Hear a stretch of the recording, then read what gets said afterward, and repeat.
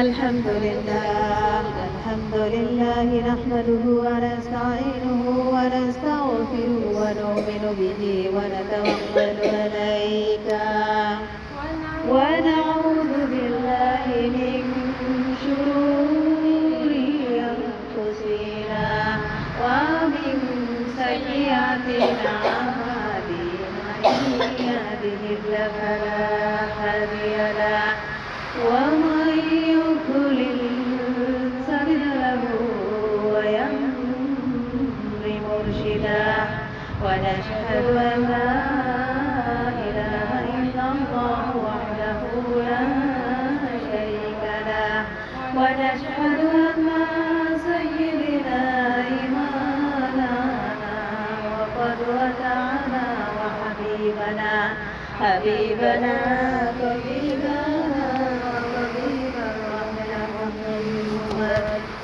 الذي أرسله بالحق بشيرا ونذيرا وداعيا إلى الله بإذنه وسراجا منيرا فكذبك الله تعالى وكذبك الله التوحيد. أعوذ بالله من الشيطان الرجيم. بسم الله الرحمن الرحيم. وجاءه قومه يحرعون إليه ومن قبل كانوا يعملون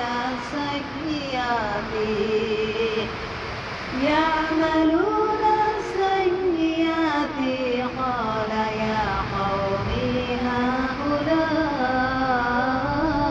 بناتي هن أطهر لكم فاتقوا الله ولا تخذوني في ضعفي أليس منكم رجل رشيد إن الله وملائكته يصلون على النبي يا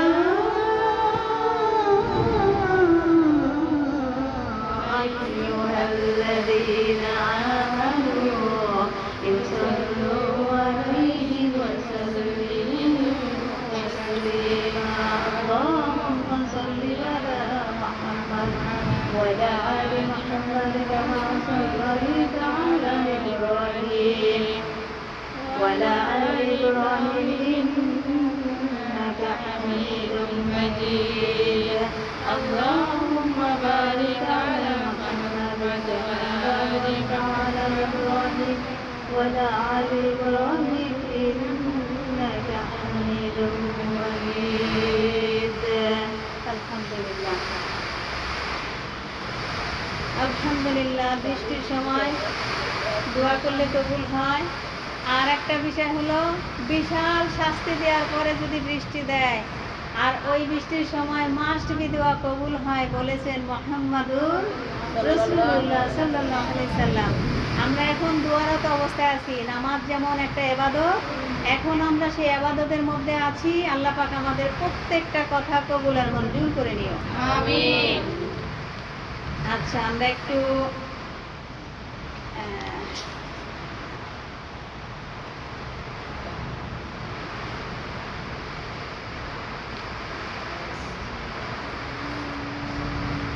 কেউ কি গজল গাইবেন?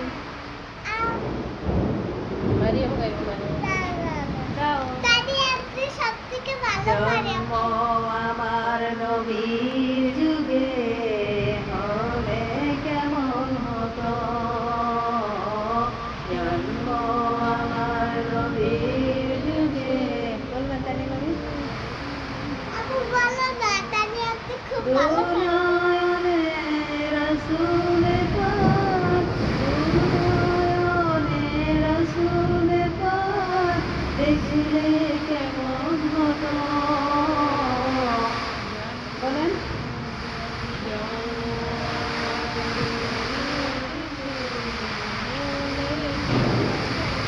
আলহামদুলিল্লাহ, আমরা এখন মূল কথায় ফিরে যাই। একটু মনোযোগ দিয়ে শোনার চেষ্টা করবেন। এতদিন আমাদেরকে যিনি আযাব দিলেন, আযাবের পরে দেখলেন যে না, আমার বান্দার কষ্ট হচ্ছে, এই কষ্টটা বোঝার জন্য আমাদের নবী মুহাম্মদ রাসূলুল্লাহ সাল্লাল্লাহু আলাইহি সাল্লাম সূরা ইব্রাহিমের 36 নম্বর আয়াত, সূরা মায়দার 118 নম্বর আয়াতে আল্লাহর কাছে ফরিয়াদ করেছেন এবং হাত যখন তুলেছেন, চোখের পানি যখন পড়তেছিল, জিবরাইল আলাইহিস সালাম বলেছেন, যখন নবীর চোখ দিয়ে পানি পড়ে আমি দেখতে পেলাম ওনার চোখ দিয়ে মুক্ত ঝরছে। সুবহানাল্লাহ। উনি আমাদেরকে কতটা কতটা ভালোবাসতেন, আমাদের কষ্ট যেন না হয় নবীজি আমাদের জন্য দোয়া করে গিয়েছেন। এখন তো এই দোয়ার ভিতরে থাকার দরকার আছে নাকি? যদি দোয়ার ভিতরে না থাকেন তাহলে তো আপনি এই নবীর সুপারিশ পাওয়া যাবে না। যাবে? মনোযোগ নাই, যাবে না, যাবে না। সবাই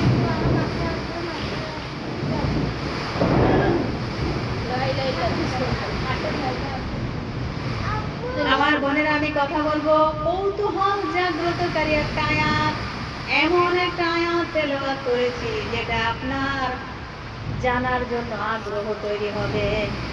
বাবি লূত আলাইহিস সালামের জামানার কিছু কথা বললেন। ওই জামানার মানুষ পাপে ছিল পরিপূর্ণ। কিসে? পাপে। এমন এমন পাপ করতেন, এমন এমন পাপ করতেন, তার মধ্যে আল্লাহর খুব অসন্তুষ্ট হয়েছিলেন কিছু কিছু পাপে। তার মধ্যে একটা হলো সমকামী। কি কামী? সমকামী। সমকামী একটা পুরুষ পুরুষের সাথে, নারী নারীর সাথে, এগুলো বলতো কেমন যেন লাগে। কিন্তু কৌতূহলটা কি?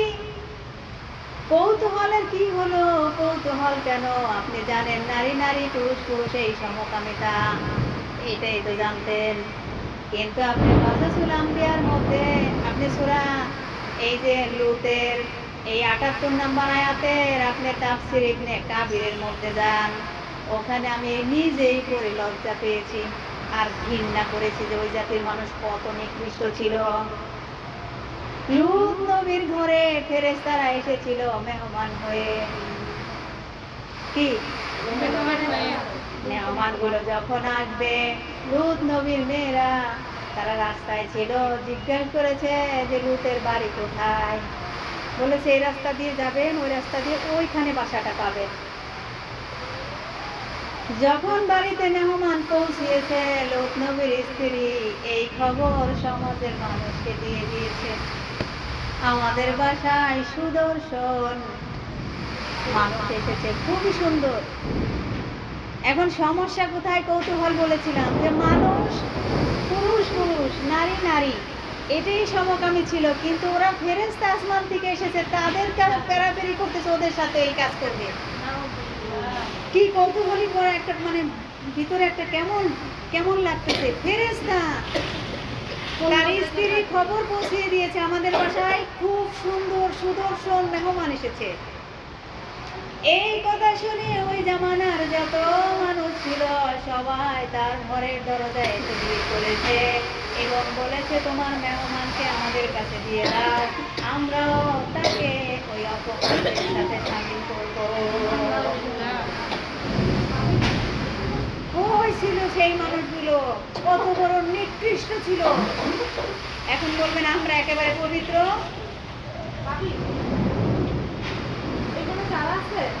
সবাইকে তখন সমকামিতাটা কি সেটা এমন ভাবে বোঝায় দেন যেন তাদের সন্তান, তাদের ফ্যামিলিতে চোখের সামনে কেউ যদি এরকম একজনের থেকে একজন আকৃষ্ট হয়, তার দেখার জন্য জুতাটা খুইলা মারে।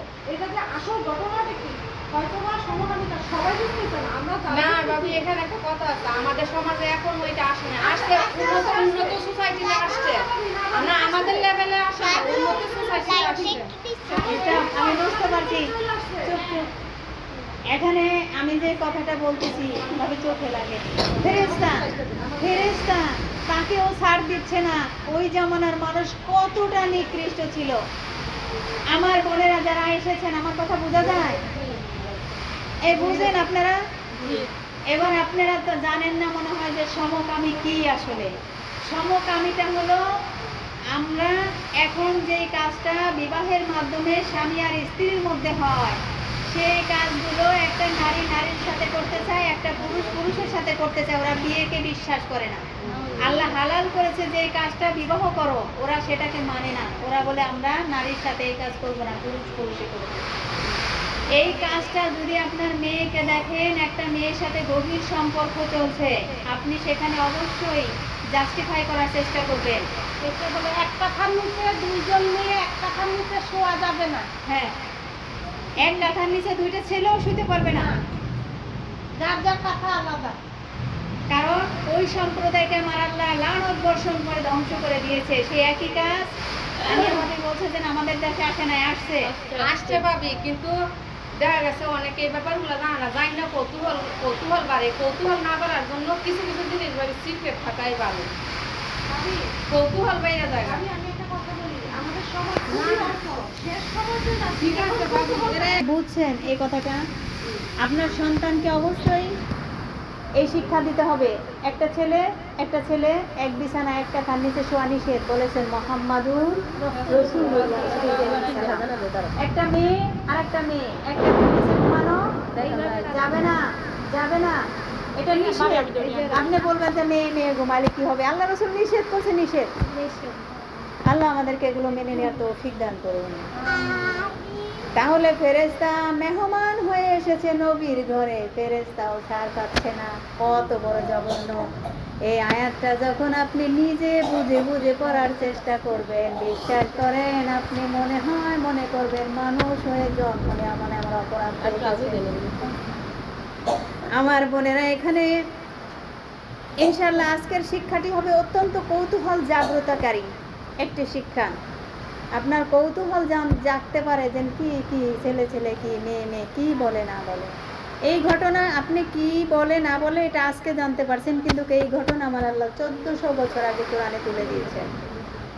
অতএব এই কাজটা আমার আল্লাহ ঘৃণা করে, এই জন্য কোরআনে তুলে দিয়েছেন যে আমি শেষ জামানায় আমার কিছু উম্মত বান্দা পাঠিয়েছি, এই বান্দাগুলোকে যেন বিভ্রান্ত না করতে পারে। আমরা ইনশাআল্লাহ জাগ্রত হব তো? আমরা নারীদের সাথেও কথা বলবো, একটু নিজেকে ওইভাবে কথা বলতে হবে। খোশ গল্প আমরাও কিন্তু করি, কিন্তু খোশ গল্পের লিমিট রাখবেন, লিমিট ক্রস করবেন না। আল্লাহকে ভয় করতে হবে, তখন লিমিট ক্রস করা যাবে না।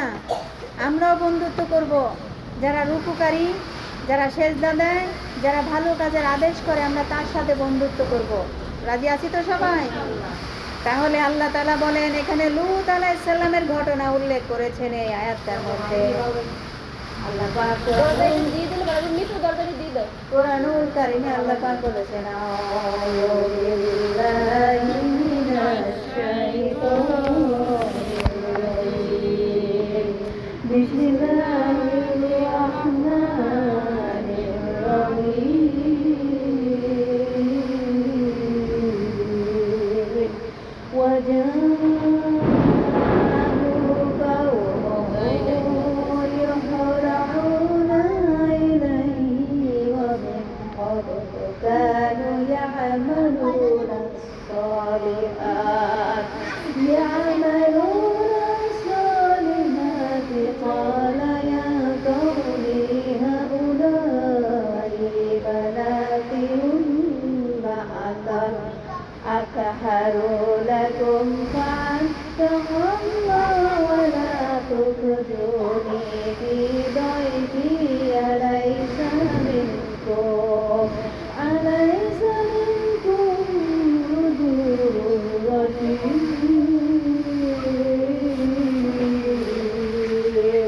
আল্লাহু আকবার। আর তার সম্প্রদায়ের লোকেরা তার কাছে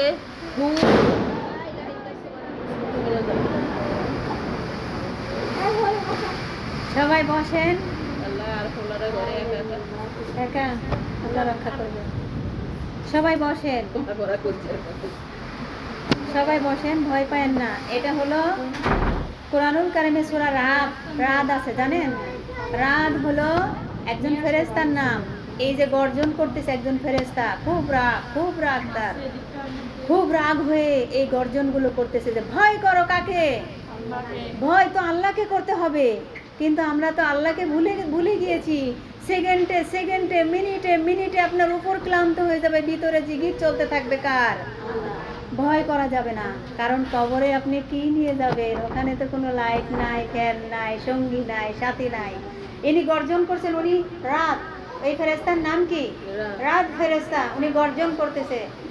দেখেন, আমরা একটু সবাই যদি পড়াশোনা করি, যারা একটু বাংলা পড়তে পারেন তারা আপনারা এই যে কাহিনীগুলো পড়েন, কসাসুল আম্বিয়া পড়েন আর রাহিকুল মাকতুম বাংলাগুলো পড়েন। পড়ালেখা করলে আপনি শেষ জামানায় আপনার করণীয় কি আপনি জানতে পারবেন।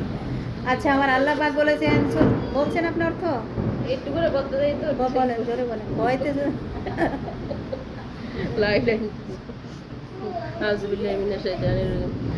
আর তার সম্প্রদায়ের লোকেরা তার কাছে হুড়মুড় করে ছুটে আসতে লাগলো এবং তারা পূর্ব থেকেই এরকম কুকর্ম করে আসছিল। সে লূত বলল, হে আমার সম্প্রদায়, এই আমার নিজের যা জাতির কন্যারা আছে তারা তোমাদের জন্য অধিক পবিত্র। যদি তোমরা বিয়ে করো, সুতরাং তোমরা আল্লাহকে ভয় করো এবং আমার মেহমানদের ব্যাপারে আমাকে অপমানিত করো না। তোমাদের মধ্যে কি কোনো ভালো মানুষ নেই? তোমাদের মধ্যে কি কোনো ভালো মানুষ নেই? আমার মেহমানকে তোমরা অপমান করো না। কি অপমান করতে চাচ্ছে? এই আপনি বলেন তো, মেহমানটা কি দিয়ে অপমান করতে চাচ্ছে? খাবার দিবে না এরকম? কি দিয়ে? নিতু ভাবি বলেন। তাদেরকে সমকামিতার জন্য ডাকতেছে, তাদের সাথে কুসম্পর্ক গড়ে তোলার জন্য তাদেরকে কামনার চোখে দেখতেছে, জোর করতেছে, জোর করতেছে। কথা বুঝছেন? এই জন্য নবী বলতেছে, তোমরা আমার মেহমানকে অপমান করো না। তোমাদের মধ্যে কি একজনও ভালো মানুষ নেই? বিবেচনা বোধ জাগ্রত কোনো মানুষ নেই? এই কথাগুলো তাফসিরে এসেছে। লূত আলাইহিস সালাম সাদোম এবং গামর অধিবাসীদের দ্বারা পরিবেষ্টিত ছিলেন। ভাবি পড়েছেন, উনি সাদোম এবং গামর অধিবাসীদের দ্বারা পরিবেষ্টিত ছিলেন, যারা ছিলেন পাপাচারিতে পরিপূর্ণ। পাপাচারিতে পরিপূর্ণ ছিল।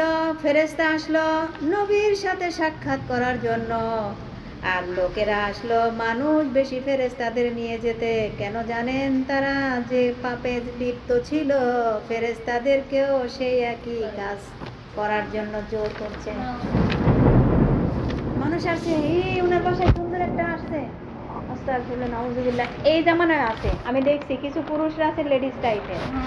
কি টাইপের? লেডিস টাইপের পুরুষদের দেখলে অন্য পুরুষরা, ওরা লেডিস টাইপ না, ওরা ভালোই আছে, কিন্তু ওদের সাথে সম্পর্ক গভীর করার চেষ্টা করে। আমি আমার দুই চোখে দেখেছি এটা। তার মানে কারণ আছে না নাই? নবীর ঘরে সুদর্শন ফেরেশতা তো কত সুন্দর, আমরা হাদিস কোরআনে পেয়েছি, কত লম্বা, কত সুদর্শন ছিল। এই মেহমানগুলো নবীর ঘরে এসেছে, কিন্তু ওই জামানার লোকেরা এসে জোরাজোরি করছে যে আমরা যা করি আমরা তা ওনার সাথেও করব। আপনি কোরআন খুলে সূরা হুদের ৭৮ নম্বর আয়াতে যান, আপনি ওখানে যা দেখেন কি বলেছেন। অতএব জোর করতে চাইলো লূত নবীর জামানার লোকেরা কি পাপ কাজে জড়িত ছিল। এবার বলেন তো কি পাপ কাজ? সমকামী। লূত নবীর জামানার লোকজন সমকামী ছিল। তার স্ত্রীকে জাহান্নাম দেওয়ার কারণ সে ওই লোকগুলোকে সাপোর্ট করতো। কি করতো? একটা সাপোর্টে বোঝা গেছে যে আমার ঘরে কি হচ্ছে এটা স্ত্রী ভালো জানবে, আর সেই স্ত্রী সেটা ওপেন করে দিল বাইরে গিয়ে। কাজটা কি ভালো করেছে? কি কারণে জাহান্নামে গেছে বোঝা যায়। নবীর স্ত্রী হয়েও কোনো ছাড় পাওয়া যাবে না। তাহলে ছেলে মেয়ে হলে ছাড় পাওয়া যাবে? নূহ আলাইহিস সালামের ছেলেরাও জাহান্নামে আছে। এই জন্য একটু চিন্তাশীল হবেন আমার বোনেরা, কান খাড়া করে শুনুন। নবী লূত তাদেরকে বললেন, আলাইসা মিনকুম রাজুলুর রশীদ, তোমাদের মাঝে কি একজনও বিবেচনা সম্পন্ন মানুষ নেই? মানে খুব জোরাজোরি করতেছে। বিষয়টা আপনি একটু বাস্তবে কল্পনা করার চিন্তা করেন। খুব জোরাজোরি করছে, মেহমানকে কেড়ে নিয়ে যাবে। আমার নবী লূত বলছে, তোমাদের মধ্যে কি একজনও বিবেচনা সম্পন্ন মানুষ নেই? একজনও নেই, একজনও নেই। এমন একজন মানুষও কি নেই যার স্বাভাবিক স্বাভাবিক বিবেচনা বোধ রয়েছে যে তোমাদের সবার মধ্যে একজন ভালো মানুষ, একজনও নেই ভালো মানুষ। কি পরিবেশটা ছিল একটু চিন্তা করুন। এখন এই আয়াতটিকে বিভিন্নভাবে বোঝার জন্য আপনাদের সাথে শেয়ার করছি। আমি যতটুকু বুঝেছি, অবশ্যই সরল অর্থ হলো গোটা শহরটি এতটাই কুলুষিত হয়ে গিয়েছিল, একজন ব্যক্তিও যুক্তিসঙ্গত কথা বলতে ইচ্ছুক ছিল না। ওই সমাজের যুক্তির একটা কথা বলতে একটা মানুষও ছিল না। তাদের পাপ কাজের শহরটি এতটাই কুলুষিত হয়ে গিয়েছিল, একটা মানুষও জনস্রোতের বাইরে ছিল না। স্রোতের মতো বয়ে যাচ্ছে, এই সব মানুষই পাপ কাজে ব্যস্ত। কি কাজে? কি পাপ? সমকামী। কি পাপ? এটা আপনাকে জানতেই হবে। আমার আল্লাহ যেহেতু 1400 বছর আগে জানিয়েছে, আপনি পড়ছেন না, আপনি অবশ্যই কোনো কোরআন মাহফিলের সাথে হাত রাখুন, আপনি অনেক কিছু জানতে পারবেন। এই শোনাটা থেকেও যদি আপনার ভিতরে ভয় আসে, আমার আল্লাহ পাকুল আর রহমান, তিনি দয়ালু, তিনি দয়া করে আপনাকে তো জান্নাত দিতেও পারেন। আমার বোনেরা, তাহলে গোটা শহরটা পাপে পরিপূর্ণ ছিল। আমরা বিশ্বাস করি কোরআনে উল্লেখ করেছেন ফেরেশতাদের আকৃতি ছিল খুবই সুন্দর। ফেরেশতাদের আকৃতি ছিল খুবই সুন্দর। ফেরেশতারা অত্যন্ত সুদর্শন আকৃতি নিয়ে এসেছিলেন। ফেরেশতারা যখন আসলেন, যখন ফেরেশতারা সেখানে প্রবেশ করলেন, ওই অঞ্চলে যখন প্রবেশ করলেন, শহরের মানুষেরা লুলুপ দৃষ্টিতে প্রতীক্ষা করছিল, তাদের লালা পড়তেছিল, নাউজুবিল্লাহি মিন যালিক, লুলুপ দৃষ্টিতে প্রতীক্ষা করতেছিল, কখন আসবে, কখন আমাদের খারাপ কাজগুলো শুরু করব। ওরাও কিন্তু মাটির নিচে গিয়েছে, আমরাও যাব। খুব সাবধান, প্রত্যেকটা পা ফেলতে হবে, খুবই সাবধান। ফিতনা থেকে বাঁচতে হবে। ফিতনা আমাদের উপরে তাসবির দানার মতো একটা একটা করে আসে পড়তেছে। আমার মনে হয় যে সবগুলো একসাথে পড়তেছে। আমার বোনেরা, আপনাদের অবশ্যই সতর্ক হতে হবে। আপনি সতর্ক হবেন, এই জন্য আল্লাহ এখানে এনেছে আপনাকে। শহরের মানুষেরা লোলুপ দৃষ্টিতে প্রতীক্ষা করতেছিল। লুত জামানার লোকেরা ফেরেশতাদের সাথে জোরপূর্বক পাপ কাজে লিপ্ত হতে চাইল। লুত নবীর বাড়ি ঘেরাও করলেন। লোকজনেরা ফেরেশতাদের সাথে খারাপ কাজ করার জন্য খারাপ কাজ করার জন্য জোরাজুরি করছে। একটু চিন্তা করেন, তারা ফেরেশতার সাথেও ফেরেশতারাও ছাড় দিচ্ছে না। ওই জামানার এত নিকৃষ্ট মানুষ ছিল। আমরা কি ওই জামানার চাইতে এত ভালো কিছু হয়েছি? আমরা অনেক কিছু জেনেছি এই বয়সে।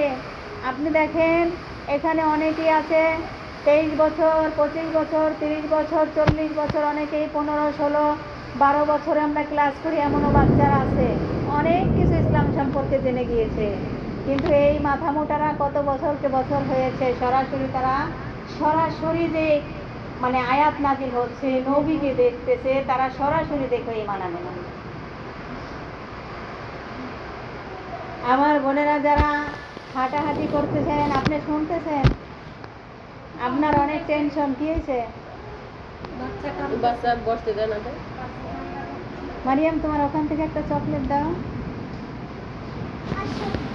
লুতের বাড়ি যখন ঘেরাও করলো, তখন নবী লুত বলল, তোমরা আমার মেহমানকে,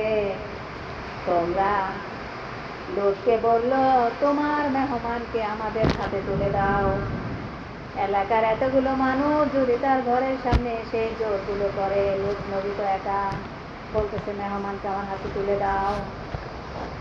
নবী লুত তখন বললেন, হাওলাই দাইফি ফালা তাখদাহুন। লুত নবী বললেন, আমাকে লজ্জিত করো না, আমাকে লজ্জিত করো না, এরা আমার মেহমান, তোমরা কি করে কিভাবে এরকম কাজ করতে পারো? প্লিজ তোমরা আমাকে লজ্জিত করো না, প্লিজ তোমরা আমাকে লজ্জিত করো না, এরা আমার মেহমান, তোমরা কেমন করে নিকৃষ্ট কাজ করতে পারো? নবী লূত বললেন, তোমরা আল্লাহর কাছে তওবা করো, তোমরা আল্লাহর দিকে ফিরে আসো যদি তোমরা ইসলাম গ্রহণ করো। আলহামদুলিল্লাহ, আমরা সেই ইসলাম ধর্মের উপরে আমার আল্লাহ পাঠিয়েছেন এবং দায়িত্ব দিয়েছেন, তোমরাও দাওয়াত দাও আমি আল্লাহর নামে। কার নামে? কোন নবী কি তার নিজের নামে দাওয়াত দিয়েছে? নবীরাও আল্লাহর নামে দাওয়াত দিয়েছে। আমরা এখানে যারা উপস্থিত হয়েছি আমরা সবাই কিন্তু দাওয়াতের কাজ করছি। কেউ এখান থেকে শুনে তার পরিবারে অথবা তার সঙ্গীর মাঝে প্রচার করে দিচ্ছে। আপনিও আল্লাহর দায়ের কাজ করছেন, বেলা শেষে আপনার জান্নাত অপেক্ষা করছে। একটু চিন্তা করুন, কত বড় নিকৃষ্ট মানুষ হলে একজন ফেরেশতার সাথে এই কাজ করতে চায়। আর লূত নবীর স্ত্রীও কেমন মানুষ, উনি খবরটা পৌঁছে দিলেন এবং নবীকে অপমান করছেন, সেই সাথে ফেরেশতাদেরকেও নানান ধরনের অপমানের মধ্যে ফেলে দিলেন। এই মহিলা কি করে জান্নাতে যায় জানি না। আল্লাহর কাছে দোয়া করি, আল্লাহ নবীর পরিবারদেরকে তুমি মাফ করে দাও। হাওলান হাওলাল বানাতি ওয়ান্না আতাহারু লাকুম। লূত নবী বললেন, আমি আমার নিজের কন্যাদের সাথে, নবীরা হলো আমাদের পিতা সমতুল্য, নবীরা আমরা সবাই নবীর কন্যা। কি কন্যা? কোরআনের যে অক্ষরগুলো আছে এগুলো আক্ষরিকভাবেই বোঝার চেষ্টা করবেন না, আর পিছনের আয়াতগুলো বোঝার জন্য আপনাকে একটু জ্ঞান খাটাতে হবে। লূত নবী বললেন, তোমাদের আমার নিজের কন্যাদের সাথে তোমাদের বিয়ে দেব, তোমরা যদি সৎকর্মশীল হয়ে থাকো তাহলে তোমরা স্বাভাবিক আচরণ করো। আমার কন্যা তোমাদের সাথে বিয়ে দিব, আমার কন্যাদেরকে, যদি তোমরা সৎকর্মশীল হও, তোমাদের আচরণ একটু বিনয়ী করো। কি করো? বিনয়ী করো। কি আচরণ করতেছিল একটু আপনারা বাস্তবে কল্পনা করেন, ওই সুন্দর সুদর্শন ফেরেশতাকে নেওয়ার জন্য কি আচরণ করতেছিল। অস্বাভাবিক কাজে লিপ্ত হয়েও না, তোমরা স্বাভাবিক আচরণ করো, তোমরা অস্বাভাবিক কাজে তোমরা লিপ্ত হও না। এরপর তিনি বললেন, তোমাদের মাঝে কি একজন ব্যক্তিও নেই যে স্বাভাবিক বিবেচনার অধিকারী, একজন ব্যক্তিও নেই যে সুস্থ মস্তিষ্কের অধিকারী। সবার মস্তিষ্ক বিগড়িয়ে গিয়েছিল। এই কাজ করলে কেউ সুস্থ থাকে না। এই নোংরা কাজ যারা করে তাদের মাথা কখনোই সুস্থ মাথা হতে পারে না। হাত উঁচা করেন তো, এই কাজ কে কে করছেন?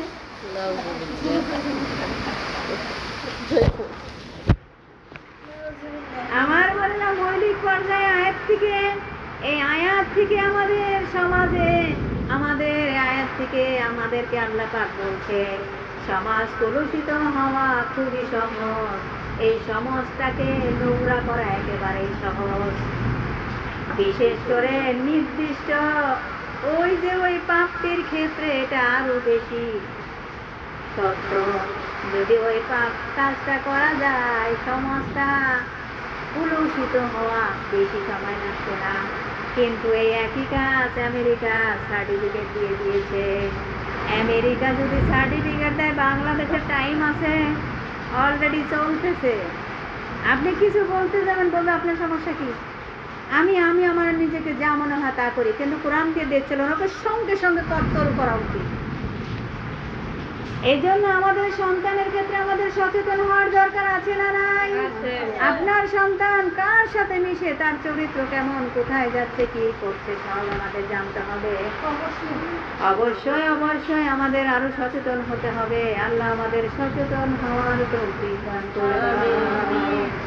এটা এমন একটি পাপ, এই কাজে যারা লিপ্ত হয়, এই পাপ যারা করছে তাদের বিচার বুদ্ধি তারা হারিয়ে ফেলে।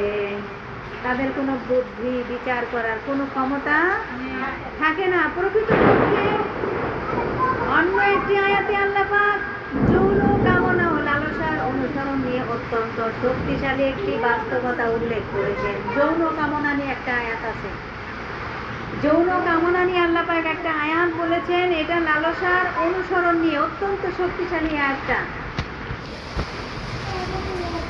আমরা কেউ এটার ঊর্ধ্বে নয়। আমাদেরকে সতর্ক হতে হবে যে এটা কোন রাস্তায় খরচ করতে হবে।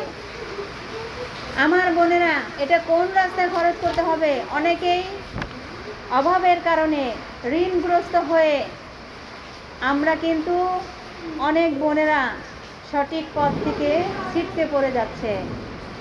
এই ঋণ এমন একটা বিষয় হয়ে দাঁড়িয়েছে, তারা তাদের চরিত্র ধরে রাখতে পারতেছে না, নিজেকে অপবিত্র করে ফেলছে। এটা আমি কিছু সমাজে থেকে এই কথাগুলো জানতে পেরেছি।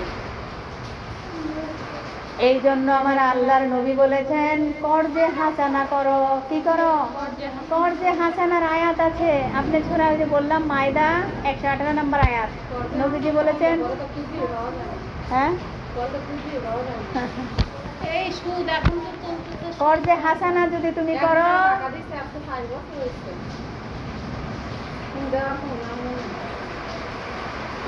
এই জন্য কর্জে হাসানা করতে হবে। এইটা চালু করার দরকার আছে না নাই? অন্তত আমরা একটা সংগঠন, তাই না? এখানে একটা সংগঠন আমরা তো শুরু করতে পারি।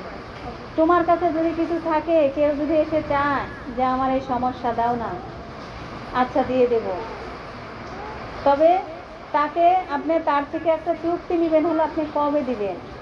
সে যদি তার টাকা পয়সা লেনদেনের ক্ষেত্রে সঠিক থাকে, তাহলে ওই ব্যক্তি সঠিক। এটা খুব সেন্সিটিভ। আপনি একবার যেকে দিয়েছেন 4 বছর ঘোরাচ্ছে, ওই ব্যক্তিকে তো আপনি আর দিবেন না। দরকার আছে কোনো? কর্জে হাসানা করতে হবে। এটার বিষয়ে আয়াত আছে, সূরা মায়দা 118 নম্বর আয়াত। আল্লাহর নবী বলেছে এটা করতে হবে। অন্য আরো একটা আয়াতে এসেছে, লূত নবী তার জাতিকে বললেন, যদি তোমরা তাওবা করো, আমি আমার কন্যাদেরকে দেব, যাতে তোমরা বিয়ে করতে পারো। তাও তোমরা এই পাপ করো না। এই পাপ বিয়ে করো, হুন্না তাহারুলাকুম, তোমরা বিয়ে করো। আল্লাহ পাক বলেন, লা আমরুকা ইন্নাহুম লাফি শাকরাতিহিম ইয়ামাহুন। আল্লাহ পাক বলেন, আমি আপনার জীবনের শপথ করে বলছি ইয়া রাসূলুল্লাহ। আল্লাহ শপথ করছে কার জীবন? রাসূলের জীবন। কার জীবন? রাসূলের জীবন। আল্লাহ পাক বলছে, ও রাসূল, আপনার জীবনের শপথ করে বলছি। আমার বোনেরা, আপনারা কুরআনুল কারীমে খেয়াল করে দেখবেন, আল্লাহ পাক কখনোই কোনো মানুষের জীবনের উপরে শপথ করেননি। আল্লাহ বলেছেন চাঁদের কসম, সূর্যের কসম, কিন্তু কোনো মানুষের কসম আল্লাহ পাক কখনোই করেননি, শুধুমাত্র রাসূলের জীবন ছাড়া। কারণ আছে না নাই? শুধুমাত্র রাসূলের জীবন। আল্লাহ পাক বলেন, সৃষ্টি জগতের উপরে শপথ করেছেন। সূরা শামসের মধ্যে আপনারা যান, আর শামসের মধ্যে আল্লাহ পাক বলেছেন, ওয়াস শামসি ওয়াদ দুহাহা ওয়াল কামারি। আল্লাহ পাক বলেছেন শামস মানে সূর্য, এবং সূর্য থেকে কি বের হয়? আলো। আলো। কি বের হয়? আলো। সূর্যের যে আলো, সেটা হলো দিনের বেলা যে আলো থাকে, এটা হলো এই সূর্যের কিরণটা, লাইটের আলো। কিসের আলো? আল্লাহ বলছে ওই সূর্য এবং এই আলোর কসম। আলোর কসম। কিসের কসম? আল্লাহ পাক এইরকম কসম খেয়েছেন কোরআনে, এইরকম জিনিসে কিন্তু কোনো মানুষের কসম আল্লাহ পাক করেননি। আল্লাহ তাআলা কসম করলেন সূর্যের ও তার আলোর। আমার আল্লাহ শপথ করলেন তার রাসূলের সাল্লাল্লাহু আলাইহি সাল্লামের জীবনের উপরে। ইবনে আব্বাস বলেছেন, কেন রাসূলের উপর কসম কাটা হলো জানো? কোন জীবনই রাসূলের জীবনের চেয়ে বেশি পবিত্র এবং মহান না। আমার নবী যত পবিত্র ছিল, যত মহান ছিল, আপনি একটা মানুষকে দেখান এমন আছে? আছে? এই জন্য আমাদের কসম কাটলে দরকারি আমাদের জীবনের কি আছে পবিত্র, একটু দেখান তো। আমার নবী ছিল সবচেয়ে বেশি পবিত্র, উনি ছিল সবচেয়ে বেশি মহান দয়া মায়া। তিনি এত মায়াময় ছিলেন, তিনি এত পবিত্র ছিলেন। এই জন্য আমার নবীর জীবনের কসম করে আল্লাহ পাক কি বলতে চাচ্ছে এবার শুনুন। এই জন্য আল্লাহ পাক কসম কাটলেন। কসমের বিষয়বস্তু ছিল লা আমরুকা ইল্লাহুম লাফি শাকরাতিহিম ইয়ামাহুন। আল্লাহ তাআলা বলেন, ইয়া রাসূলুল্লাহ, আমি আপনার জীবনের শপথ করে বলছি, যেই মানুষগুলো লালসার নেশায় আত্মহারা হয়ে পড়েছিল। কসম করে বলতেছে যারা লালসার নেশায়। কিসের নেশা? নেশা কি বলেছি তো, বুঝেছেন তো কিসের নেশা? কোন নেশায় তারা আত্মহারা হয়েছে আর উদ্দেশ্যহীন ভাবে ঘুরে বেড়াচ্ছে। ও নবী, আপনার জীবনের কসম করে বলছি, যারা লালসার নেশায় উদ্দেশ্যহীন ভাবে ঘোরাফেরা করে। কিহীন? আপনি এখানে আসছেন কোন উদ্দেশ্য আছে? কি উদ্দেশ্য? আল্লাহকে সন্তুষ্ট করা। কি? কারণ আমি ঘরে থাকলেও মারা যাব, আর যদি তালিমে যাই মারা যাই। একেবারে সোজা, রহিমা কিছু না জানো, কোরআন আর হাদিস বাইর করছিল, আমরা শিক্ষারত অবস্থায় আছি, তালবে আলেম, তালবে এইটা আমাদের খাতায় লেখা আছে। এখন মারা গেলেই আমরা শহীদ। আমরা শুধু মৃত হওয়ার সঙ্গে সঙ্গে কবরে পৌঁছে যেতে চাই না, আমরা জাগ্রত হতে চাই। কি হতে চাই? আল্লাহ আমাদেরকে জাগ্রত হওয়ার তৌফিক দান করুন। শুধু একবার নয়, বার বার বার বার যেন জাগ্রত হতে পারি। বলেন আমিন। আমিন। এবার খেয়াল করুন, এখানে আল্লাহ লালসাকে নেশা বলে আখ্যায়িত করেছেন, উল্লেখ করেছেন। সাকার, আল্লাহ পাক বলেছেন সাকার অর্থ নেশা। সাকার অর্থ নেশা। এই ধরনের নেশাগ্রস্ত মানুষকে আচ্ছন্নকারী এই লালসাটাকে আল্লাহ পাক বলেন এরা বাস্তবতা ভুলে থাকার অবস্থা বলে আখ্যায়িত করেছেন। এরা বাস্তব ভুলে গেছে যে আমরা যেটা করতেছি এটা কত বড় জঘন্য কাজ। আমার আল্লাহ নিষেধ করেছে, আমরা আল্লাহ নিষেধ অমান্য করে আমরা যেটা করছি আমাদের উপরে যে কোনো সময় শাস্তি আসতে পারে। এটা ওরা ভুলে গিয়েছে। কি করেছে? উদ্দেশ্যহীনভাবে কাজ করছে। ওরা লালসার নেশায় আছে। কিসের নেশায়? লালসার নেশায়। আমার বোনেরা, আমাদের অবশ্যই আমাদের চারিপাশে লক্ষ্য রাখতে হবে। শুধু আপনার ঘর নয়, আপনার চারিপাশে একটু চোখ বুলাতে হবে, কারণ আমাদেরকে আল্লাহ দিয়েছেন দৃষ্টি শক্তি, শ্রবণ শক্তি। বলেন আলহামদুলিল্লাহ। এইটার আর এইটার জবাব দিতে হবে। আপনি দেখে বললেন আমি কালো চশমা পরছি, হবে? আমার বোনেরা, মানুষ এসব ব্যাপারে এমন ধরনের কথা বলছে যা শুনে মোটেও যুক্তিসঙ্গত মনে হয় না।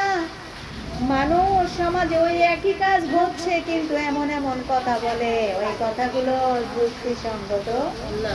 আপনি যান ফেসবুকে, কোথায় যেন একটা দুইটা মেয়ে বিয়ে করেছে, ওরা এমন এমন কথা বলতেছে, মানে আমি হাসবো না কান্না করবো আমি নিজেও বুঝতে পারতেছিলাম না। পরে বলি যেন ওরা কোথায় আছে একটু ঠিকানাটা বলেন তো। এদেরকে নিয়ে যদি আপনি এলাকার মানুষের সাক্ষাৎ করেন, ওরা বলে যে দরকার নাই, আমরা আমাদেরটা খাইয়ে করে আমরা মানুষের ঝামেলার মধ্যে আছি। ওই কথাটাই বলা হচ্ছে। ওরা এমন এমন কথা বলে যেগুলোর কোনো ভিত্তি নেই, যেগুলোর কোনো ভিত্তি নেই। এমন কথা বলছে, পুরুষত্ব নারীত্ব নিয়ে প্রশ্ন উঠেছে, এইরকম আরো অনেক কিছু বলে বেড়ায় যে ওর মনে হয় সমস্যা আছে। কি আছে? সমস্যা আছে, এই জন্য এরকম করে। বিষয়টা এরকম হতে হবে, আমাদেরকে নতুন করে প্রমাণ করতে হবে যে সূর্য আলো ছড়াচ্ছে, সূর্য আলো ছড়াচ্ছে। আর যারা লালসার নেশায় আক্রান্ত তারা বিশ্বাস করতে চাইছে না সূর্য আলো ছড়াচ্ছে। ওরা বিশ্বাস করে না, কিন্তু আমরা মানি যে আলো ছড়াচ্ছে কে? আল্লাহ পাক সূর্যকে হুকুম করেছে, যাও আমার বান্দা বান্দিকে অন্ধকার থেকে এখন আলো দান করো। কোরআনুল কারীমে আমার আল্লাহ পাক যা বলেছেন আক্ষরিকভাবে আমরা তাই দেখতে পাচ্ছি। কোরআনে যা যা বলা হয়েছে এগুলোই কিন্তু সমাজে ঘটতেছে। আল্লাহ বলছেন, তোমাদের মাঝে কি একজনও বিবেচনা সম্পন্ন মানুষ নেই? তারা বিচার বুদ্ধি হারিয়ে ফেলেছে। তারা যা বলছে তা কোনোভাবে যুক্তিসঙ্গত মনে হয় না।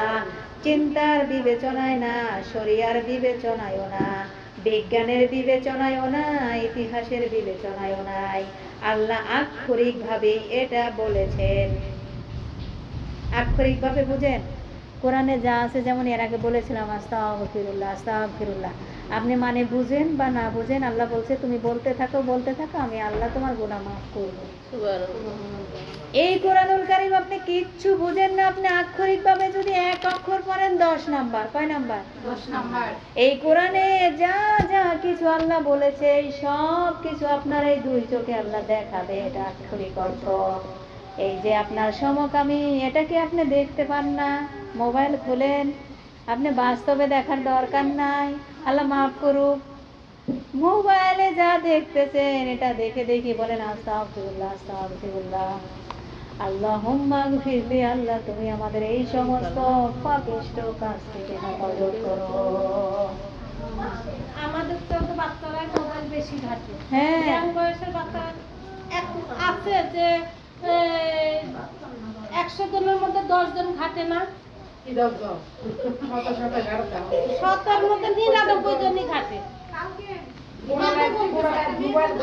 রাত না দেখেন তারা বেশি, তাহলে আমরা গোপন কেন রাখবো? আল্লাহ বলছে এটা দেখাইছে না, এটা আমি বলি যে এই যারা সমকামিতা আছে তাদেরকে একটা দ্বীপে দিয়ে দেওয়া হোক, ওখানে বংশ বিস্তার যখন না হবে তখন ওরা ঠিক ফিরে আসবে। ভাবি শুধু ওই মেয়েটা, যে মেয়েটার কথা বলতেছে, এই মেয়েটা নষ্ট হয়েছে কেমন জানেন? এই যে আমরা যে টিচারের কাছে পড়তে দেই, ওই একটু মনোযোগ, একটু মনোযোগ দেন, আমি এই শেষ করে দেব। আমার বোনেরা একটু মনোযোগ দেন। আল্লাহ পাক কোরআনুল কারীমে বলেছেন, থাকবো কি বলেন?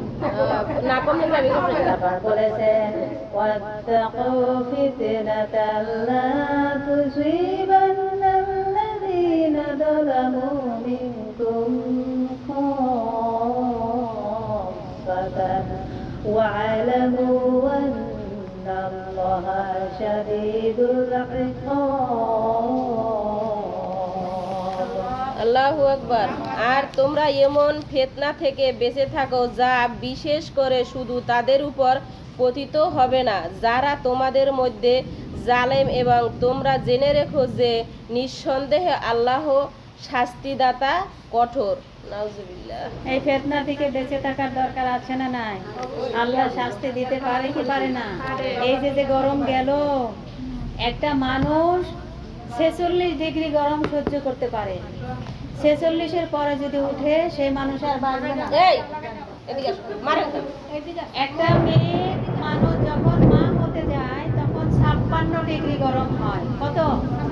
56 ডিগ্রি তাপমাত্রা যখন হয়, সে তখন বাচ্চাটা প্রসব করে, তার মানে তখন সে বাঁচার মরার মধ্যখানে থাকে। কিন্তু সাধারণভাবে 46 ডিগ্রির গরম কোনো মানুষ সহ্য করতে পারে না, মারা যাবে। এটা সেই সময়টা গেছে। এবার আমার আল্লাহ পাকে এই যে শাস্তিগুলো দিলেন কারণ আছে না নাই? দেখেন কারা কারা পাপ করেছে, কিন্তু আমি আর আপনি ওই যে বাধা দেইনি, যে কিছু বললামও না, এই কারণে আমাদের ওই একই শাস্তিতে আল্লাহ আচ্ছাদিত করেছিল। এখন আবার রহমতের বৃষ্টি দিয়েছেন, তওবা করে ফিরে আসো আল্লাহর দিকে। কার দিকে? কারণ মাটির নিচে কেউ সাথে যাবে না, কেউ না। এই যে বজ্রপাত পড়তেছে, এখানে আমি ভয় পাইলে ভাবিকে ধরতেছি, কিন্তু কবরের বাসিন্দা একা একা শুয়ে আছে, কে কাকে ধরতেছে একটু বলেন তো? একটু ভয় করতে হবে, একটু একটু। আল্লাহ পাক কুরআনুল কারীমে বলেছেন, তোমরা এই ফিতনা থেকে বেঁচে থাকো, কারণ আমি আল্লাহ শাস্তি দানে কিন্তু কঠোর। শাস্তি যখন শুরু করব তখন তোমাকে আস্তে আস্তে দেব। বিষয়টা এমন নয় একটার পরে একটা শাস্তি চলমান থাকবে, কারণ আমি আল্লাহ কুরআনুল কারীমে অধিকাংশ নামের পরে আমার দয়াগুলো লাগিয়ে দিয়েছি, যেন তুমি দুনিয়ায় কোরআন পড়ে পড়ে দয়ার মধ্যে ঢুকতে পারো। কিন্তু মরার গড়গড় আসার আগে তুমি তওবাও করতে পারলা না, এইভাবে মারা গেলাম, তাহলে তোমার অবস্থা খারাপ আছে দুনিয়া এবং আখিরাতে, দুই জগতেই। আমার বোনেরা মনে রাখবেন, আপনার জীবনটা যদি এমন হয় আপনি প্রচুর পাপ করেন, আপনি অনেক বেশি পাপ কাজে ব্যস্ত, কিন্তু আল্লাহ আপনাকে প্রচুর নিয়ামত দান করে যাচ্ছে, আপনি পাপ করে যাচ্ছেন, আল্লাহ আপনাকে নিয়ামত দিয়ে যাচ্ছে। বলেন সুবহানাল্লাহ। সুবহানাল্লাহ। নাউজুবিল্লাহ। বুঝি খেয়াল করিনি, আকাশে টাটা পড়ে কি খেয়াল করিনি। সুন্দর কথা। অনেক মানুষ কার তোর ও তো আল্লাহর ডাকে কিছুই দেয় না, ওখানে 3 দিন ফোন দিয়ে হইতেছে। আবার অনেক মানুষ আছে ও পাপ ও করছে, আল্লাহকে নিয়ামত দিচ্ছে। বোন আপনি সাবধান হন, এটা ভালো সাইন নয়, এটা আপনার জন্য ভয়ঙ্কর দুঃসংবাদ। ভয়ঙ্কর, আপনাকে বলছি সাবধান হন, এটা খুবই আতঙ্কজনক কথাবার্তা। আপনি পাপও করছেন, নিয়ামতও পাচ্ছেন, এটা আতঙ্কের কথা। আপনি রবের অবাধ্যতা পাপ করা সত্ত্বেও যদি যদি তার কাছ থেকে শুধু নিয়ামতের পর নিয়ামত পেয়ে থাকেন, এটা মোটেই ভালো কথা নয়, এটা ভালো হতে পারে না। কোরআন বলেছে, কে বলেছে? কোরআনে কার কথা? আল্লাহর কথা না। কোরআনটা কিন্তু এই যে দেখছেন আল্লাহর কথা। কার কথা? এখানে কি বলছেন যে আল্লাহ লিখছে? আল্লাহর মুখের বাণী, এটা লিখিত বাণী না, মুখের বাণী। একটু ভালো করে বুঝুন, এর মানে হলো আপনার উপরে আমার আল্লাহ সন্তুষ্ট নয়। এই যে আপনি পাপ করতেছেন, আপনাকে অর্ডার দিয়ে যাচ্ছে বোন, আপনার উপরে আমার আল্লাহ অসন্তুষ্ট। এটা আমার কথা নয়, কুরআনুল কারীম প্রমাণ দিয়েছে। আমার আল্লাহ আপনাকে আপনার অবাধ্যতার উপর ছেড়ে দিয়েছে। আপনি যত খুশি পাপ করুন, যত বেশি পাপ করবেন, তত বেশি শাস্তি আপনার জন্য অপেক্ষা করছে। আমাদের এই সমাজে অনেক মানুষ আছে, বিশেষ করে মহিলারা, কয় ওরা হলো তালিম পার্টি, এই জন্য ওদেরকে আল্লাহ বেশি বেশি গজব দেয়। আর আমরা তালিমে যাই না, সিজদাও দেই না, আমাদের কিছুর অভাব নাই। বোন, আপনাকে বলছি, আমার আল্লাহ কোরআনুল কারীমে ঘোষণা করেছে, আপনার উপরে আমার আল্লাহ গুসা করে আছে। কি দিয়ে আপনি গুসা ভাঙাবেন? আপনি যত খুশি পাপ করুন, যত বেশি করুন আপনি করেন, কারণ মানুষকে তার কৃত পাপ অনুপাতে তাকে শাস্তি দেওয়া হবে। তুমি যতটুকু পাপ করেছো, তোমাকে ওই পরিমাণ আমার আল্লাহ শাস্তি দিবে, বেশিও না কমও না, যতটুকু করেছো। নাকি দিতে পারে না? বিশ্বাস করবো কবে? মরার পরে? এখন থেকে। কি গরমটা গেল! ইস, কোনো গরমই না গেছে। আশায় ছিলাম আল্লাহ আবার বাতাস দিবে, আশায় ছিলাম আল্লাহ বাতাস দেবে, দিয়েছে, কিন্তু পরিবর্তন হয় নাই। আমার আল্লাহ আপনাকে ঢিল, ওই যে ঘুড়ি ঘুড়ি ঘুড়ি ছেড়ে দিয়েছে, লাটায় হাতে রেখে দিয়েছে, তুমি উড়তে থাকো, উড়তে থাকো। যখন দেখবো তুমি আর ফিরে আসনি, হাতের লাটায় থেকে সুতাটা কেটে দিব। যাও যাও যাও, কোন জাহান্নামে যে পড়বা, যাও। আমার বোনেরা, কিন্তু যদি এমন হয় আপনি আল্লাহর বাধ্য, আপনি আল্লাহর আদেশ নির্দেশ মেনে চলছেন, তবু আপনি আল্লাহর কাছ থেকে তেমন কোনো অনুগ্রহ পাচ্ছেন না, দুঃখ করবেন না। আপনি আল্লাহর সব হুকুম মেনে চলার চেষ্টা করছেন, আপনি মনের অনেক চাহিদা পূরণ করতে পারছেন না, কষ্ট নেবেন না। এটা আমার আল্লাহ পাক বলেছেন ভালো গুণ, এটা ভালো সাইন। তুমি আল্লাহকে ডাকছো, কিন্তু কোনো কিছুই তুমি পাচ্ছ না, কোনো কিছুই পাচ্ছ না। 29 নাম্বার দেন, 25 নাম্বার বলছি। তুমি কোনো কষ্ট নিও না, তুমি আল্লাহকে ডাকো, তুমি আল্লাহর জন্য অনেক কিছু ছেড়ে দিয়েছো।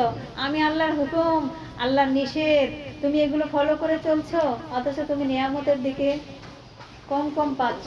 কষ্ট নিও না, আমি আল্লাহ বলছি, এটা ভালো একটা গুণ। এটা কি? বিশ্বাস করেন এটা? নাকি বলবেন যে আল্লাহ খালি আমারই অভাব দিছে, আর কেউ দেয় নাই? আপনি নামাজ পড়েন, আপনি আল্লাহর পথে এমন ভাবে আছেন, আপনার ইবাদত আল্লাহ পছন্দ করতেছে, এইজন্য আপনাকে বলেছে এটা তোমার ভালো গুণ। কোন গুণ? আল্লাহ পাক বলেছেন এটা ভালো গুণ।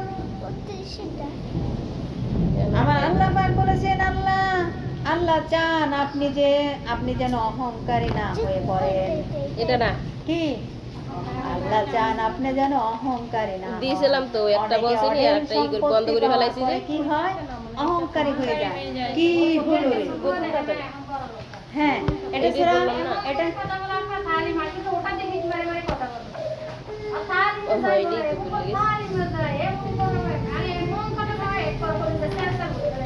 আপনি কানে শুনবেন না। কোরআনুল কারীম আল্লাহ পাক বলেছেন, একবার বলছি তো এটা। ইয়া আইয়ুহাল্লাযীনা আমানু ইত্তাকুল্লাহ ইয়াজআল লাকুম ফুরকানান, ইয়াজআল লাকুম ফুরকানান يكفر عنكم سيئاتكم ويغفر لكم والله ذو الفضل العظيم। আল্লাহ আল্লাহু আকবার। ওহে যারা ঈমান এনেছো, যদি তোমরা আল্লাহকে ভয় করো তাহলে তিনি তোমাদেরকে ন্যায় অন্যায়ের মাঝে পার্থক্যকারী শক্তি দান করবেন, আর তোমাদের থেকে তোমাদের পাপ সমূহ মোচন করবেন এবং তিনি তোমাদেরকে ক্ষমা করে দিবেন। আর আল্লাহ বলেন মহা কি কইছে, কিছু বলছে, মহা অনুগ্রহশীল। একটু মনোযোগ দেন। আল্লাহ পাক বলেছেন যারা ঈমান এনেছো, কি এনেছো? আমি তাফসিরে পেয়েছি আল্লাহ পাক যখন ঈমানদারকে ডাকেন আল্লাহ তখন তার কুদরতি হাত ইশারা করে ডাকতে থাকেন। যারা ঈমান এনেছো, শোনো শোনো, যারা ঈমান এনেছো, তোমার নাম, বাড়ির নাম কি যেন? সালেহা। সালেহা, তোমার নাম সালেহা, তোমার বাবার নাম বল উঠেছে, তুমি ঈমান আনো। কি আনো? এই কথার মিনিং কি বুঝছেন বলেন তো? তুমি ঈমান এনেছো, তুমি আবার অপরাধ করতেছো কেন?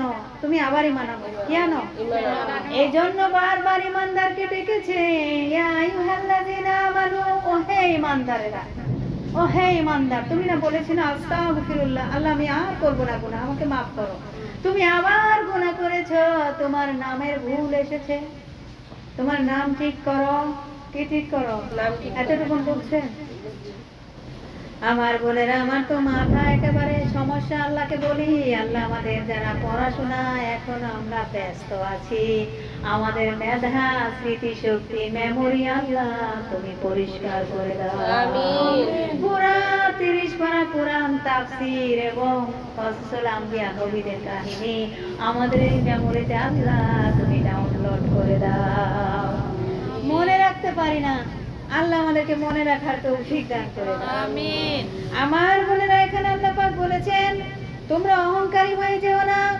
এই আয়াতে যারা ঈমানদারকে ডেকেছে আল্লাহ বলেছে তোমরা ঈমান আনো, তোমরা যে ভুলগুলো করেছো আমি আল্লাহ ওই ভুলগুলো ক্ষমাও করতে পারি। নাকি পারে না? পারে। তুমি যদি তওবায়ে নাসুহা করো, যেমন এখানে এসেছেন, আপনাদের প্রত্যেকের এক একটা নিয়ত থাকতে হবে। এখন আপনার মনে কি নিয়ত আমি তো আর জানি না, কিন্তু এখানে আসতে হবে একটা উদ্দেশ্য, একটা নিয়ত করে। আপনি হিজরত করছেন, কি করতেছেন? এখানে একটা নিয়ত করে আসতে হবে যে আল্লাহ আমি আজকে হজে যাচ্ছি। কিসে যাচ্ছি? এরকম হয় না, হয় না নিয়ত? আমি আজকে ওখানে ওই জায়গা থেকে আমি যা কিছু শুনবো আমি ওগুলো মেনে চলার চেষ্টা করবো ইনশাআল্লাহ। এক একটা নিয়ত থাকতে হবে, কারণ নিয়তের বরকতে আল্লাহ পাক কি দিবে? বরকত দিবে না? নিয়ত। আল্লাহ আমাদেরকে নিয়ত করার তৌফিক দান করুন। আমরা এখানে যারা আজকে এই পর্যন্ত কোরআন এবং হাদিসের সাথে এই পর্যন্ত যারা জড়িত আছে, আমার মনে হয় না কেউ এখান থেকে ভুল কোনো শিক্ষা পেয়েছে। আমরা নিজেরা লিখি কোরআন এবং হাদিস থেকে, আমি এবং যারা শুনে সবাই আমল করার চেষ্টা করছি। কারো ক্ষতি করি না, কাউকে ক্ষতি করার উপদেশও দেই না। এখানে যারা উপস্থিত হয় তারা অবশ্যই কোনো উপকার না কোনো উপকার পেয়েছে কোরআন থেকে, পায়নি? এটা কোরআনের বরকত। কোরআনের কাছে যারা আসবে আল্লাহ বলছে তাদেরকে আমি পরিবর্ধন করে দিয়ে কোরআনের ইজ্জতে তাদেরকে কোরআনের ছায়া তলে নিয়ে আসবো। যারা কোরআন এবং হাদিসের সাথে একেবারে আষ্টে পৃষ্ঠে হয়ে লেগে থাকবে, আমার আল্লাহ বলছে তারা আর গোপনে থাকে না, তারা ওপেন হয়ে যায়। তারা চায় কোথাও দুইজন মানুষের সাথে কথা হচ্ছে, ইস আমি ওখানে যাব, দ্রুত কাজটা সারি, সেরে ওখানে গিয়ে আজকে যে আয়াতটা পড়েছি, আজকে যে হাদিসটা পড়েছি ওইটা ওদেরকে শোনায় আসবে। ঠিক কিনা? যারা কোরআনের সাথে হাদিসের সাথে সম্পর্ক আছে তাদের আর যেন কোনো কথাই নেই, অনর্থক কথা বলা তারা চেষ্টাও করে না। ঠিক না আমার বোনেরা? তাহলে আপনি আল্লাহর আনুগত্য করতে থাকুন। যখন কোনো বিপদ আপদ দুঃখ দুর্দশা আসবে আমার আল্লাহ তখন আপনার পাপগুলো মুছে দেবেন, আপনার পুরস্কার বৃদ্ধি করতে থাকবেন। বলেন সুবহানাল্লাহ। পাপগুলো মুছে দিবেন কখন? আপনি যখন আপনার দুঃখ দুর্দশা নেমে আসবে, আপনি আপনার দুঃখ দুর্দশার সময় আপনি আল্লাহকে ভুলেন নাই। আমার আল্লাহ বলেছে দুঃখ দুর্দশা চলছে এমন সময় আমি আল্লাহকে স্মরণ করেছে, আমি আল্লাহ ওর যে পুরস্কারগুলো আছে 1-10 না, আমি তা না, আমি আল্লাহ এটা কত গুণ বৃদ্ধি করব এটা আমি আল্লাহ গোপন করে রাখলাম। গোপন থাকবো তো ইনশাআল্লাহ আল্লাহর পথে, চেষ্টা করতে হবে। কারণ শয়তান কিন্তু আমাদের সামনে থেকে, পিছন থেকে, ডান থেকে, বাম থেকে, উপর থেকে, নিচ থেকে আক্রমণ করবে। এই আক্রমণ থেকে বাঁচতে হলে আপনাকে সোজা পরিষ্কার কথা, আপনাকে পবিত্র হতে হবে। কি পবিত্র কি হতে হবে? পবিত্র হতে হবে। আপনার হাতে মোবাইল আছে, নির্জন পরিবেশ, কেউ নাই, যা একটু গান দেখে আসি। কারণ আপনি এখনো পবিত্র হতে পারেন নাই। যদি আপনি পবিত্র হতে পারতেন তাহলে এই গানের কথায় আপনি আসতেন না। আমি শুধু গানই বললাম, বাকিগুলো বাদ দিলাম না, এগুলো করবেন না। আপনি পবিত্র হন। পবিত্র যদি হতে পারেন আমার বোন, এই দুনিয়া এবং আখিরাত দুই জগতে আপনি বিজয় হয়ে যাবেন। قد أفلح المؤمنون। মুমিন যারা হবে তারা দুনিয়া এবং আখিরাত দুই জগতেই সফল। বলেন সুবহানাল্লাহ। তাহলে আপনি মিথ্যা, ছলচাতুরি, প্রতারণা, চুরি সব ধরনের অপকর্মের সত্ত্বেও যদি দেখেন আল্লাহর কাছ থেকে শুধু ধন সম্পদ পেয়ে থাকেন, অনুগ্রহ পেয়ে যাচ্ছেন, তাহলে ব্যাপারটা খুবই ভয়ঙ্কর। আপনি চুরি, মিথ্যা, ছলচাতুরি যা করতেছেন, তারপরে আপনার সম্পদ, আপনার চেহারা, আপনার ছেলে মেয়ে, দুনিয়ার সম্পদে আপনি অঢেল পরিমাণ নিয়ামত পাচ্ছেন। আপনার জন্য ভয়ঙ্কর সংবাদ কে দিয়েছেন? আল্লাহ। এর মানে হলো আল্লাহ আপনাকে ছাড় দিচ্ছেন। কি দিচ্ছেন? ছাড় ছাড় ছাড়। শুধু ছাড় পাচ্ছেন এই জাতীয় মহিলা দিয়ে ভরে গিয়েছে। ওরা নিজেরা তো আসে না তালিমে এবং আল্লাহকে সেজদা দেয় না, ওরা কি করে আরো কটাক্ষ করে তালিমের লোকজনদেরকে। আপনি ভয়ঙ্কর সমস্যার মধ্যে আছেন, আপনার জন্য ভয়ঙ্কর সংবাদ। আমার আল্লাহ আপনার উপরে এতটাই অসন্তুষ্ট যে আপনাকে সতর্ক করতে আমার আল্লাহ চান না। আল্লাহ চাই না যে সতর্ক হোক। কত বড় ভয়ঙ্কর কথা। এই কারণে আপনাকে কোনো বিপদ আপদও দিচ্ছে না, কোনো বিপদই আপনার নেই। এরপর আপনার শাস্তিটা হবে অনেক বেশি যন্ত্রণাদায়ক, অসহনীয় কষ্ট এবং অত্যন্ত ভয়াবহ। আমার আল্লাহ আপনাকে হেদায়েত পাওয়ার সব ধরনের উপকরণ দিয়েছে। অনেক যন্ত্রণাদায়ক শাস্তি হবে আমার বোন। আপনারা যদি এই শাস্তি থেকে বাঁচতে চান, আমার আল্লাহ বলছে হেদায়েত পাওয়ার আমি সব ধরনের উপকরণ দিয়েছি পৃথিবীতে। কোথায়? সব ধরনের। তুমি হেদায়েত নিতে চাও, কোথায় কোথায় থেকে নিবা? আমার আল্লাহ পাক বলছেন হেদায়েত তুমি নেবা কোথায় থেকে নেবা? আমি আল্লাহ তোমাদেরকে দিয়েছি কোরআন। কে দিয়েছে? তুমি হেদায়েত যদি পেতে চাও তুমি কোরআনের কাছে আসো। তুমি যদি হেদায়েত পেতে চাও রাসূলের শিক্ষা হাদিসের কাছে আসো। তাহলে আপনাকে দেওয়া হয়েছে দৃষ্টিশক্তি, আপনি কোরআন এই চোখ দিয়ে দেখুন, হৃদয় দিয়ে অনুভব করুন, রাসূলের শিক্ষা নিয়ে আপনি আদর্শ জীবন গঠন করুন। এটা হেদায়েত পাওয়ার রাস্তা। কি পথ? সিরাতুল মুস্তাকিম। এই রাস্তায় যদি টিকে থাকতে চান অবশ্যই আপনাকে কোরআন এবং হাদিস এই দুটোকে আঁকড়ে ধরতে হবে। কি করতে হবে? আঁকড়ে কি? আঁকড়ে কি? কামড় দিয়ে ধরতে হবে। হ্যাঁ, কি দিয়ে? কামড় দিয়ে ধরতে হবে। আর কামড় কেমনে দিবেন কোন? একটু বলেন তো কেমনে কামড় দিবেন? হৃদয়ের কান খুলে শুনুন। আপনি অবশ্যই যে এই কথাটা শুনছেন এটা শুধু শোনা নয়, আপনাকে আমল করতে হবে। কি আমল করবেন সেটাও একটু বলে দিচ্ছি। আপনি ইচ্ছা করলে সবচেয়ে সেরা মানুষ হতে পারেন, যদি ইচ্ছা করেন। সবচেয়ে সেরা মানুষ আমার আল্লাহ পাক কোরআনে সূরা আল ইমরানের মধ্যে ঘোষণা দিয়েছেন এই জাতির উম্মতরা হলো শ্রেষ্ঠ উম্মত। কেন? টাকা পয়সা বেশি, সুন্দরী, বুদ্ধি বেশি। কি বুদ্ধি? এই যে বুদ্ধির কথা এসেছে, আপনি যদি বুদ্ধি দিয়ে আপনি যদি জীবনটার এই সময়টা কাজে লাগাতে পারেন, আপনি হবেন এই দুনিয়ার শ্রেষ্ঠ মানুষ। কি মানুষ? আল্লাহ আমাদেরকে শ্রেষ্ঠ মানুষ হওয়ার তৌফিক দান করুন। কিন্তু কপাল পোড়া এই মানুষগুলো নিজের জন্যই পছন্দ করে নিলেন খারাপ হওয়াটা। কি হয়? খারাপ খাওয়াটা। কিছু হলেই কয় আমি আর ভালো হবো না, খারাপ হয়ে যাবো। আছে না? যেমন গতকালকে একটা খবরে শুনলাম, দাজ্জাল শাহজাহান না, এই যে যাদেরকে ফাঁসি দিল, এতগুলো ফাঁসি, তার নাম হলো শাহজাহান। দাজ্জাল্লা জল্লাদ, কি নাম? জল্লাদ শাহজাহান।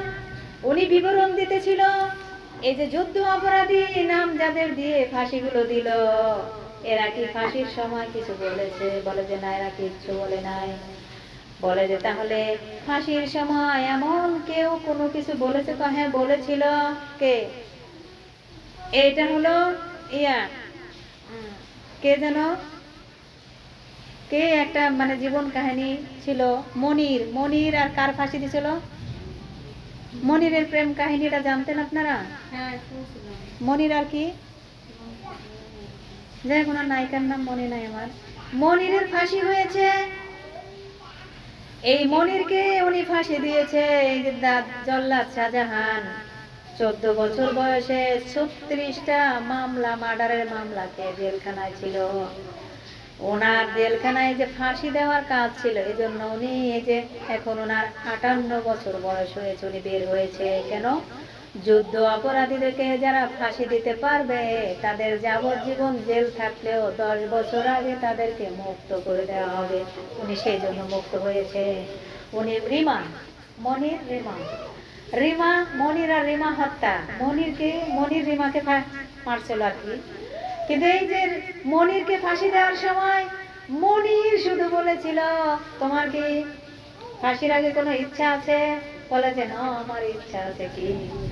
বলে যে আমার ইচ্ছা হলো আমাকে একটা সিগারেট দেওয়া যাবে। কি সিগারেট? আমি এখানে বলতেছিলাম কপাল পোড়া জাতি, ওরা খারাপ খাওয়াটাই বেছে নেয়। কিন্তু আমার আল্লাহ পাক বলেছেন যদি ওরা চেষ্টা করতো, ওরা শ্রেষ্ঠ মানুষ হতে পারতো। শ্রেষ্ঠ মানুষের বদলে খারাপ হওয়াটাই পছন্দ করে নিল। মরণের সময় ওর শেষ নেশা ছিল সিগারেট। আর যাদেরকে যুদ্ধ অপরাধী একের পর এক ফাঁসি দেওয়া হলো, এই মানুষগুলোর কোনো ইচ্ছা ছিল না। এই মানুষগুলো সর্বসময় জিকির করতেছিল আল্লাহ আল্লাহ আল্লাহ। ইনি বলেছেন জল্লাদ শাহজাহান। তাহলে যারা আল্লাহর পথে থাকে, আল্লাহ তাদেরকে মৃত্যু ওই গড়গড়ার সময়ও থাকবে, কবরও থাকবে, জান্নাতেও থাকবে। থাকবে কি থাকবে না? তাহলে এই যে মানুষগুলো যে খারাপ হয়, এটা কার দোষ? আল্লাহর দোষ না। আল্লাহ কাউকে ঘৃণা করেন না।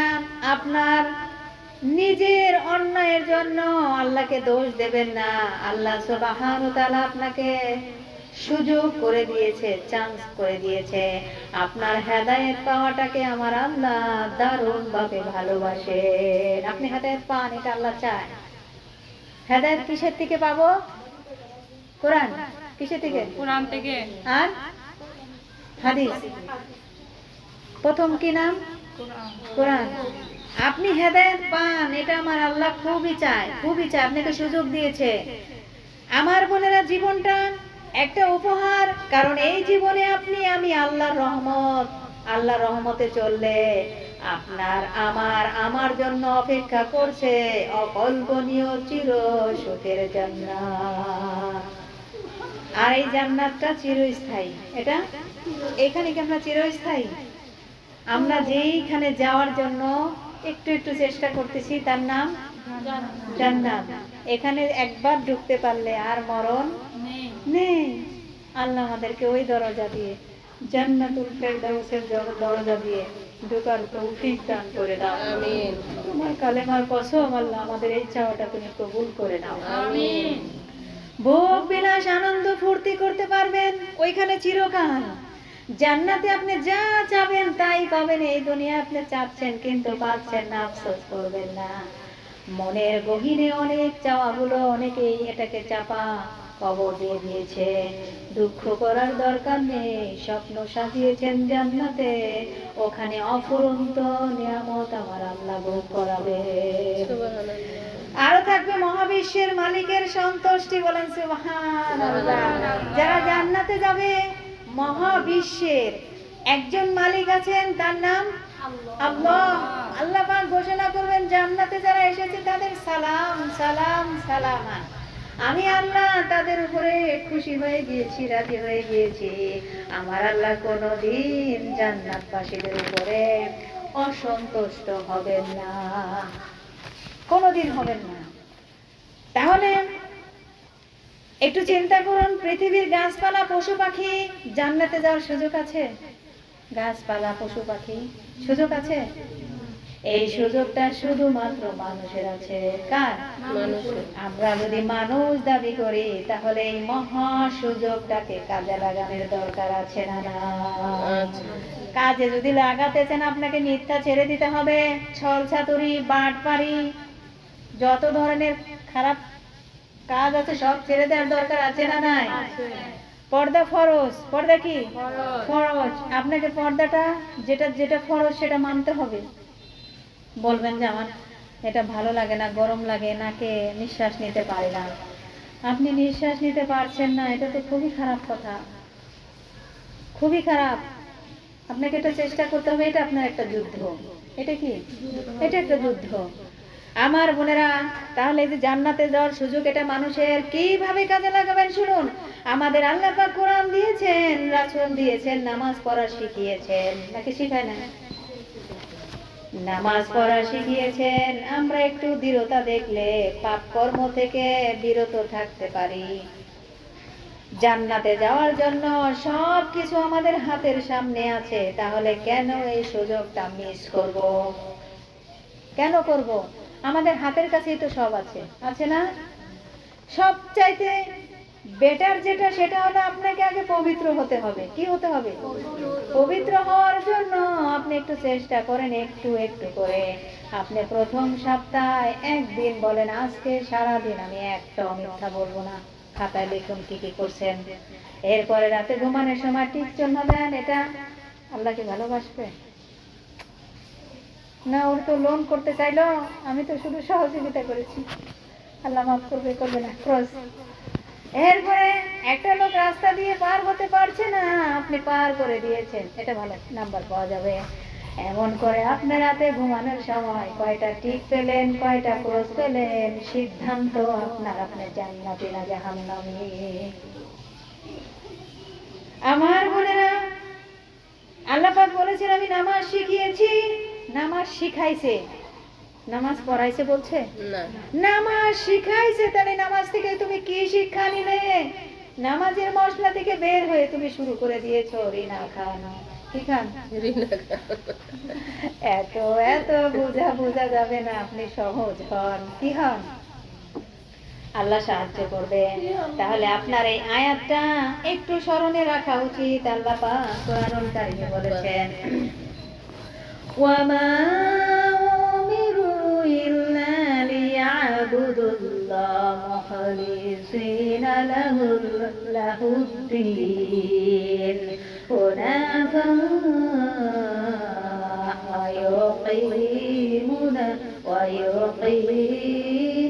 ওয়া ويقيمون الصلاة ويؤتوا الزكاة وذلك دين القيمة। আল্লাহু আকবার। এবং তাদেরকে এছাড়া অন্য কোনো নির্দেশ দেওয়া হয়নি যে তারা যেন দিনকে আল্লাহর জন্য খালিস করে